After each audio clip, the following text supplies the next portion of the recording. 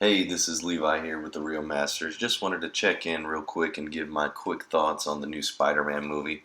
Overall, I gotta say I really love this movie. I thought Tom Holland was probably the best portrayal of Spider-Man to date and really felt like the closest that it's ever been to Peter Parker, how he was in the comic books. Um, Vulture really was a steel showing villain in my eyes. I loved his motivations for being evil and thought he was one of the most grounded Marvel villains to date. His chemistry with Tom Holland was also something to take note of. They had a few scenes together where the tension was just so great that you really could see that they had a great chemistry together. I'm really hoping to see more of him in the future. I thought the runtime was going to be a problem in the beginning. It was 2 hours and like 10 minutes, and I was like, man, that is another long ass Marvel movie. I don't think I'm going to be able to sit through this one. Maybe I'll just wait for it to come out on DVD. But it really flew by, and it didn't seem like it was 2 hours at all.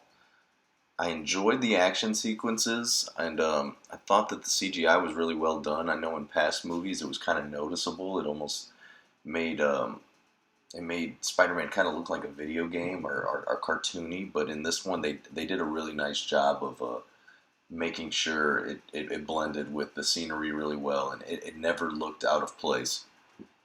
Sorry, excuse me. I didn't love the supporting cast, but I thought they did a well enough job.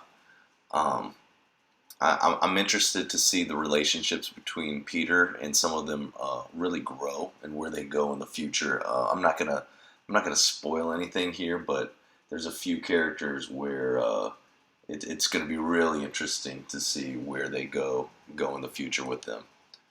Um, and I thought Tony Stark and Iron Man.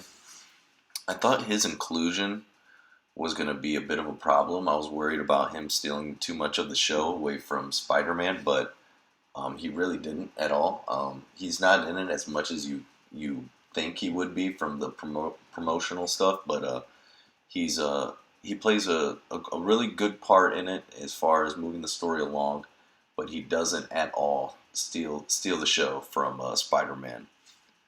The only negative thought that I would say I had about the movie was that the suit is very, very powerful in the movie.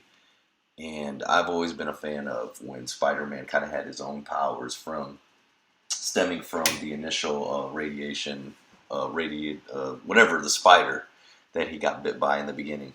So they do take some liberties with the suit, and it does create some funny parts because of the suit's powers, but I don't know. I just wasn't a huge fan of it. It didn't kill the movie or anything like that. It doesn't take away from the movie at all. But just as a fan of Spider-Man in the past, um, I wasn't a huge fan of that.